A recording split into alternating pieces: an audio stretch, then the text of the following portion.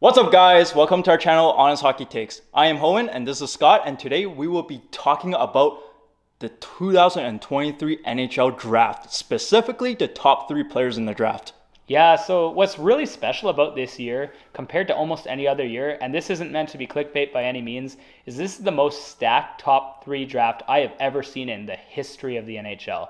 We are really spoiled this year, guys. We are getting some insane talent incoming. So this year we're getting treated to these 3 players, and they're all probably going to end up being generational talents. And that is Connor Bedard, Matvei Mishkov, and Adam Fantilli. Yeah, so this is one of those drafts where I've never seen this stack of a draft, especially in the top 3. Any one of these top 3 players could be first overall in any other draft year, but they're all in this, happens to be in this one draft year, which is insane to me. It is. And the craziest thing about these 3 players is that they all are very different, but they're all very elite in their own ways. So adding on to what Howin said here, guys, if we were to go back in the drafts, every year since Austin Matthews was drafted, any of those other years, any one of these guys would have likely ended up being first overall. That's how incredible these big 3 are. Okay, Scott, so of these stacked 3 players, who do you think is going to go third overall in this draft? It's almost unfair to say any of these guys is equivalent to a third overall pick this year. But at third overall, I have Adam Fantilli. Now, Adam Fantilli right now is playing for the University of Michigan in the United States, even though he's a Canadian-born player. But you know what? The University of Michigan has been producing hockey players like crazy. Like almost everyone, it seems, in the last couple years who went to the University of Michigan has come out a first-round pick. And now this guy is going to likely go either second or third overall this year. It's actually kind of insane how good that program is. So what's so incredibly insane about Adam Fantilli's start with Michigan is that in the first 8 games of the season, he already has 18 points, 8 goals, and 10 assists. This is a historic pace. This is the best start to a season for a freshman in college since about 31 years ago. That's actually incredible. That is very incredible.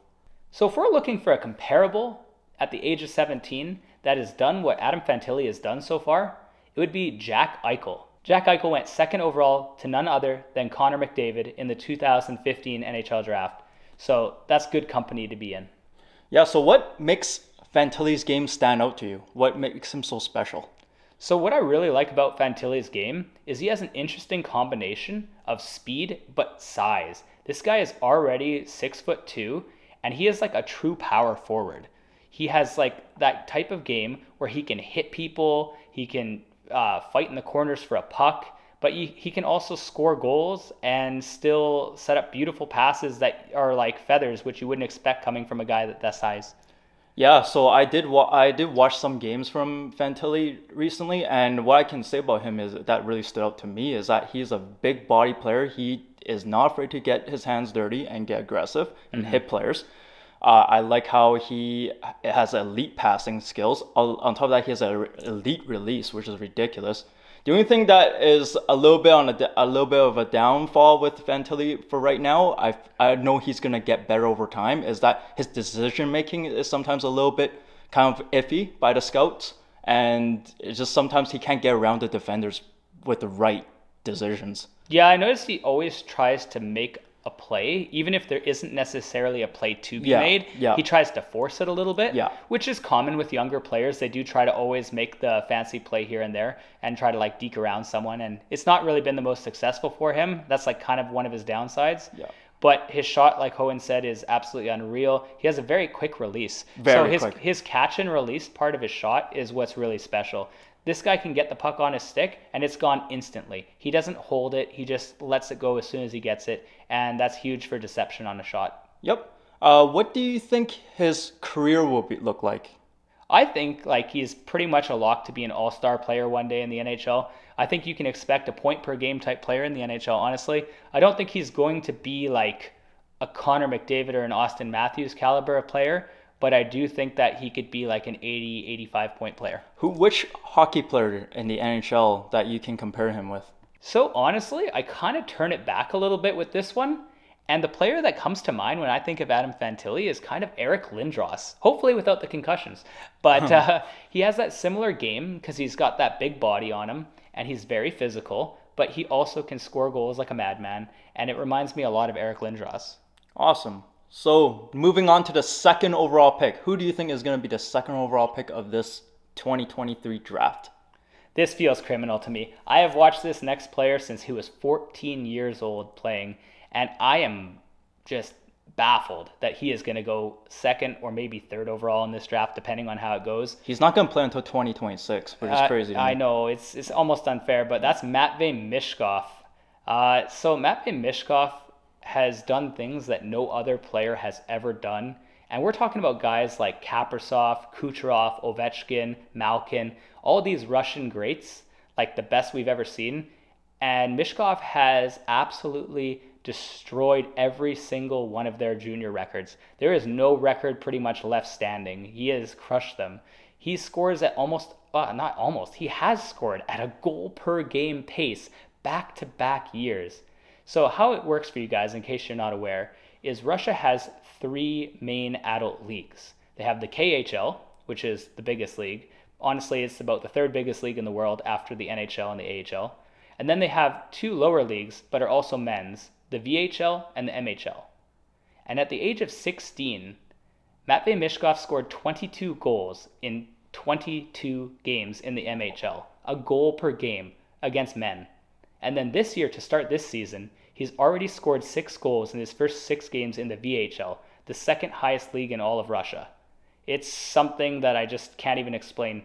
Imagine scoring at a goal per game pace. It's crazy to believe. We saw this guy in person, actually. Oh, yeah, I want to talk about this. So what is absolutely insane about Mishkov's game is when I say he can score in any possible way you can imagine. He is never out of it. We watched him against Sweden before they canceled the World Juniors in the summertime, and this guy scored a goal when we were watching. We didn't even know it was possible. He scored a goal from the corner of the boards, backwards. He flung the puck backwards, hit it off the goalie's shoulder and in the net. We're like, how does that even happen? Yeah, the crazy thing about that game was that I believe Sweden was winning, right? But then I believe Matvei Mishkov pretty much took this team, a 17-year-old, took this team on his back full of 19-year-olds and pretty much just tied this game. Oh, yeah. So, Sweden ended up winning the game. Yeah. But that was one of the worst Russian teams I've ever seen come to the World Juniors tournament. And he was the youngest player by a landslide. This team in Russia almost always takes primarily 19-year-old players. And they took him as a 17-year-old, just turned 17. And on top of just taking him, they didn't just take him. He played the most ice time on the team as a 17-year-old. That just doesn't happen. That's crazy. Yeah. So what stands out about his game to you? Well, obviously, one of my favorite things about his game is just his drive to score goals. But I have to say, a smaller thing that kind of gets missed about his game, he's a small player. This is a guy who's like 150 pounds, barely 5'10". But the crazy thing about Matvei Mishkov is you can't knock this guy off the puck. He has such a good lower body strength that when he's down low, he can't be knocked off the puck. Doesn't that remind you of Patrick Kane, though? Because he's the same thing. Because when he came to the league, he's a small player. But then he couldn't he would just bounce off the boards when someone hits him. It's the same thing with Mishkov. No? It's not even that Mishkov bounces off the boards. It's just that, he's I don't even know the word for this, but this guy just sticks to the puck like glue. Yeah. When he's taking the puck and people are pushing him around, that puck doesn't leave his stick. Yeah. His body doesn't fall. He just gets lower to the ground and he maintains possession. And it's honestly like no one I've ever seen. It's so odd that a player that doesn't have a very big frame has learned to play so well being a smaller player. Yeah, one of the things that really stood out to me about Mishkov is just his elite skills in terms of handling the puck and have the confidence to do those crazy goals. His hand-eye is next level. His hand-eye is next level. It's actually better than all three, the other 2 players on this list. If I was looking for 2 things that I could really say that stood out to me about Mishkov over Fantilli and Bedard, is number 1 would be his stick handling and his hand-eye coordination, but also his hockey IQ. This guy is so tactical and so intelligent, and it's very odd for a player of his age to be just have such a high hockey IQ.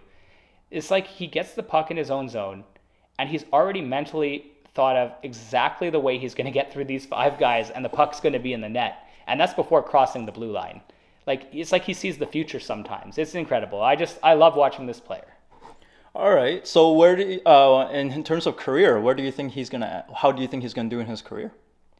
Well, as Howin said earlier, we're not going to get to see this guy until about 2026 unless he finds a way to opt out of his contract, which is technically possible, I found out, which is good news. But that being said, I have heard some of his interviews, and he doesn't have a rush to go to the NHL. He wants to stay and develop in Russia. But I would say when he does come, he's going to be the type of guy, and this is going to sound insane, he could be a rookie that scores 50 goals. He could score 50 goals in his rookie year, and I actually don't think that's crazy. Who is an NHL comparable you feel to that he can compare to? The problem is, I would go out of my way and say a guy like Ovechkin because of the Russian factor and the scoring goals. Yeah. But they play so different. It's different. It's like apples and oranges, the style that they play. I really can't think of an exact comparable to the guy because I've watched so many hockey players over the years, and I don't know a player who plays exactly like this guy. He's so different and so unique. Awesome. So moving on from number 2nd overall to the 1st overall, who do you think is going to be a 1st overall pick of the 2023? I mean, process of elimination? Well, unless the Montreal Canadiens are drafting, it's going to be Connor Bedard. I mean, if it's Montreal, we know it could be anybody because they go off the board and do some crazy things like we saw this year. But it's going to be Connor Bedard, 99.9% sure going 1st overall. And I'll be honest, it should be. It should be. This guy is the complete package. He is ridiculously good. And it's nothing against these other 2 guys who are also absolutely elite players. But Connor Bedard possesses such strong, dynamic abilities, the ability to have that shot, which is just absolutely elite, but also have that crossover speed and acceleration with his skating. And it's just, he can't really be stopped. No, and one thing that really stood out to me compared to the other 2 players is his skating. His skating is absolutely elite. It's not as fast as Connor McDavid, but it's close. Yeah, it's a different type of fast. Like he is a very fast skater, but obviously not like McDavid level of smooth. But his crossover speed and how he generates quick speed in like short distances is what I've really been impressed with. Yeah, another thing that really impressed me about Connor Bedard is the way he shoots that puck. His release is absolutely mental. It's absolutely stupid. Yeah. I don't know how a kid who, he's 17 now, but since he was 15, he had this release of like a legitimate NHLer. This is crazy. Yeah, his elbows are really high up when he shoots that puck. Oh, yeah. No, yeah. Like his back is straight. He has like perfect form. Like if you were to draw a form up of how to shoot a puck, he's got it in spades. It's incredible how he does it. And one thing I really like about Connor Bedard is just the fact that he rarely tries to shoot between the defender's legs. He always tries to either shoot around the drag. The drag. Hold and drag. The hold and drag. It's really impressive to see how fast he can do that. And he gets so much flex on that stick. Yeah, it's crazy. Yeah. So yeah, like I would say my favorite thing about his game has to be that shot. As much as he does other things well as well, he's a good passer. He's a great skater, but that shot, the way he can get that release off is just incredible. Yeah. So where do you think his career will be like? What do you think his career will be like in the NHL? Well, I mean, he's going to be an 100-point player. I don't think there's any doubt in my mind. No matter which team he goes to, even if he ends up on the Coyotes, I'm not saying he's going to get 100 points as a rookie, but he'll probably be a point-per-game rookie, and he's probably going to be a guy who honestly could be 2nd or 3rd in the NHL behind McDavid in points. Okay. So that's my guess, at least. Who do you think, who is NHL comparable? This is weird. This is going to sound like the ultimate compliment, and you guys are going to be like, oh, get out of here. Like, come on. But he actually reminds me of a combination of both Connor McDavid and Austin Matthews, which sounds like I'm saying he's better than them, which I'm not saying, but he has the speed and skating similar to Connor, but he has that elite shot like Matthews that he just has so much torque on. And it's very similar in so many ways. Yeah, I have to agree with him 100% on this one. He's pretty much like a hybrid of both those players. The only thing that I feel Connor Bedard doesn't really have is the size, right? Because Matthews has a size. That is the knock. So if I were to knock these two, Mishkov and Bedard, their size it's not like an issue. I don't think it's going to affect It won't be their game. An issue. Like they're both smaller. They're both 5'10", and they're both like under 170 pounds. But they will get bigger. And especially in the case of a guy like Mishkov, he's got a couple more years to get bigger now because he's going to stay in Russia. And Bedard obviously will be doing off-season training, and he'll probably put on 10 pounds. Yeah. So I'm so excited, guys. Like if I was a team right now, like I know players try not to play like crap purposely, but I would want to be tanking so bad for these guys. Like any one of these three is three first overall picks. Like it's crazy. Yeah. So final part of this segment is we're gonna do something a little bit more fun here. We're gonna pick each of these players, okay? And we're gonna ask Scott on who you wish these players go. Okay. So we'll start out with Connor Bedard. Where do you want him to go? Where do you think will be fun for him to go? This is going to sound like a very, very unpopular opinion. I want Connor Bedard to be an Arizona Coyote. It's like, what the heck? This guy wants him to suffer? He wants him to be in the desert? He wants him to play with a team that's never been any good? No. It's not that. You guys think about this team, okay? Right now they have a stadium they can barely fill or can't fill some games with 5,000 capacity, okay? But if they got a player like Connor Bedard, think about how good that would be for marketing in Arizona. They would have a real chance to sell more tickets. They would get funding because this guy is a box office player. So you would be getting all this extra money and all this extra hype around this guy. And it would finally actually help a problem that's been there for the Arizona Coyotes for years. Okay. How about Michkov? Where do you want him to go? Where do you want to see him to go? I have a weird vibe with Michkov, just like the type of player. I could see him going to a couple teams. I either see him being on the Seattle Kraken or on the San Jose Sharks. That's just where I kind of see the fit. He'll look good in teal. That's what I mean. I feel like he's going to wear a blue jersey. Just a weird little vibe there. I just feel like he's going to wear a blue jersey. Maybe it's because he does that in Russia, and I'm just like, my brain's just going there like he already wears a blue jersey. But I could see him going to like the Sharks. Okay. And last one, Fantilli. Where do you want to see him to go? I have a feeling he's going to potentially be like on the Blackhawks or something. He'll look good on there. I feel like he fits that jersey really well. I could see him on the Blackhawks. And they really do need to get a new center because most likely by the end of this year, Jonathan Toews is gone and it's the end of a generation. Yeah, very good answers. But yeah, that's all we have for this video. This was an excellent video, I feel. Go watch these kids. Go watch these kids if you have time. Your mind will absolutely... Yeah. Like, it's amazing hockey. Truly, truly amazing. All three of these kids are elite. I can't believe they're all in the same draft. It's like a criminal that one of these guys or two of these guys are going to be second and third overall. There's no losing the draft if you're top three. You win either way. No losing. But yeah, I think that's all we have for this video. Yeah, that's all we got. And we'll see you in the next video. All right, take care, guys. Take care.